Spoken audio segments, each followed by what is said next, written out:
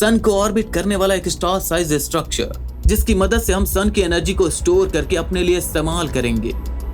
हमें हजारों सालों तक एनर्जी की कभी जरूरत ही नहीं पड़ेगी। बट फिलहाल ये एक थ्योरेटिकल कॉन्सेप्ट है, क्योंकि इतने विशाल स्ट्रक्चर को बनाने के लिए हमारे पास रिसोर्स है ही नहीं। अगर हम अपनी नीड को साइड में रखकर अर्थ के सारे फॉसिल फ्यूल और यूरेनियम का यूज भी कर लें, तो हम मुश्किल से एक माउंट एवरेस्ट जितने बड़े मास को स्पेस में लॉन्च कर पाएंगे, जो कि स्पेस में एक छोटे एस्टेरॉइड की तरह दिखेगा। तो आखिर 7 लाख किलोमीटर के इस आग के गोले को कवर कैसे करें? क्या क्या रिसोर्सेस लगेंगे और ये स्ट्रक्चर दिखने में कैसा होगा? चलिए जानते हैं। सन जितने बड़े स्टार को कवर करने के लिए हमें एक बहुत एफिशिएंट तरीका ढूंढना होगा, क्योंकि छोटी से छोटी गलती का नतीजा होगा बहुत सारे रिसोर्सेस का नुकसान, और ये हम अफोर्ड नहीं कर सकते। सबसे पहले हमें जरूरत होगी एक रिलायबल स्ट्रक्चर की, जो किसी भी हालत में टूटना नहीं चाहिए। Dyson sphere. इससे बनाने के कई सारे कॉन्सेप्ट निकल कर आते हैं, पर उनमें से ये 3 काफी कॉमन है, और इन तीनों में ये वाला ये काफी रिलायबल लगता है, क्योंकि इन दोनों कॉन्सेप्ट की प्रॉब्लम ये है कि ये एक फिक्स स्ट्रक्चर है। सन जिसका ग्रेविटेशनल पुल अर्थ से 28 गुना ज्यादा है, यानी अगर हल्का सा भी सन के करीब ग्रेविटेशनल पुल बढ़ा तो हमारी हजारों सालों की मेहनत यूं ही आग में मिल जाएगी।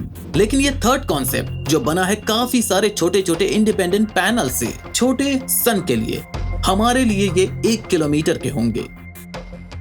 खैर ये तरीका सबसे ज्यादा रिलायबल है, क्योंकि इसमें पूरे स्ट्रक्चर को नुकसान नहीं होगा। इवन इफ कोई एस्टेरॉइड आके इन पैनल से टकराए तो भी बस उतने ही एरिया के पैनल्स डिस्ट्रॉय होंगे, जिनको हम न्यू पैनल से बाद में रिप्लेस कर सकते हैं। और बात रिसोर्स की चल ही रही है तो उसका भी जुगाड़ है अपने पास। मर्क्यूरी।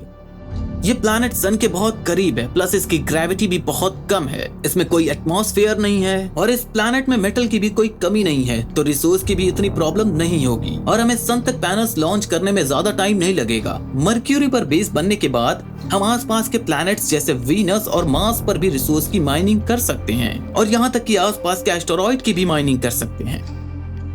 अब बारी आती है पैनल्स के डिजाइन की। हमारी अभी की सैटेलाइट को देखें तो ये काफी महंगी हैं, प्लस उनका लाइफ स्पैन भी 5 to 15 ईयर्स है, जो कि इतने बड़े प्रोजेक्ट के लिए बिल्कुल भी एफिशिएंट नहीं है। हमें ऐसी सैटेलाइट चाहिए होंगी जो ज्यादा से ज्यादा सालों तक टिक सके। बेसिक और एफिशिएंट आइडिया ये है कि हम इन 1-1 किलोमीटर के पैनल्स को सन की ऑर्बिट में लॉन्च कर दें, लेकिन सन जितने बड़े स्टार को कवर करने के लिए हमें ऐसे कुछ 30 क्वाड्रिलियन सैटेलाइट चाहिए होंगी, जिनको बनाने में हमें तकरीबन 100 क्वाड्रिलियन टन्स ऑफ मटेरियल लगेगा। हर एक पैनल बहुत ही ज्यादा पॉलिश मेटल की शीट से बना होगा, ताकि वो सनलाइट को एक स्टेशन पर कॉन्सेंट्रेट कर सके। 30 क्वाड्रिलियन सैटेलाइट लॉन्च करने के लिए हमें बहुत सारी एनर्जी चाहिए होगी, पर कोई बात नहीं, मर्क्यूरी पर सनलाइट की कोई कमी नहीं है। अब बात करते हैं इस प्रोजेक्ट की सबसे इम्पोर्टेंट और आखिरी स्टेप की, जो है पैनल्स का प्रोडक्शन। मर्क्यूरी पर हम इंसान खुद तो काम कर नहीं सकते, क्योंकि वहाँ पर गर्मी और रेडिएशन बहुत ज्यादा है। हर वक्त सोलर फ्लेयर का खतरा रहेगा और खाने पीने की प्रॉब्लम तो होगी ही। इंसानों की जगह हम ऑटोमेटेड मशीन्स और एक छोटा सा क्रू रख सकते हैं मशीन की देखभाल करने के लिए। पैनल्स को बनाने के लिए हमें 4 चीजों की जरूरत पड़ेगी। सोलर कलेक्टर्स जो सन की एनर्जी से माइनस को पावर करेगा, माइनर्स जो रिसोर्स की माइनिंग करेगा, रिफाइनर्स जो ओस से प्योर एलिमेंट को एक्सट्रैक्ट करेगा, लॉन्चिंग इक्विपमेंट जो हमारे स्ट्रक्चर को स्पेस में लॉन्च करेगा। पर यहाँ एक कैच है, हम रॉकेट्स का इस्तेमाल नहीं करेंगे, क्योंकि ये वन टाइम लॉन्च नहीं है। हमें कई बार कई सारे पैनल्स स्पेस में लॉन्च करने होंगे। रॉकेट्स की जगह हम रेल गन का यूज कर सकते हैं, एक लंबा इलेक्ट्रोमैग्नेटिक ट्रैक, जिसकी मदद से हमारी सैटेलाइट्स काफी स्पीड से स्पेस में लॉन्च हो सकती हैं।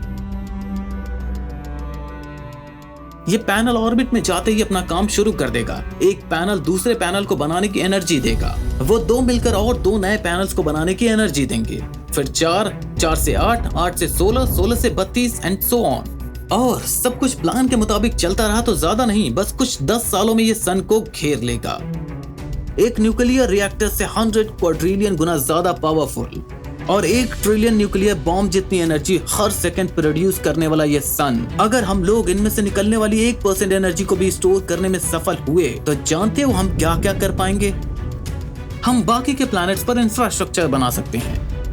प्लैनेट्स को टेराफॉर्म यानी कि उनका एटमॉस्फेयर, टेम्परेचर और बहुत सारी चीजों को मॉडिफाई करके अर्थ जैसा हैबिटेबल बना सकते हैं। इतना ही नहीं, हम दूसरे सोलर सिस्टम को एक्सप्लोर भी कर सकते हैं।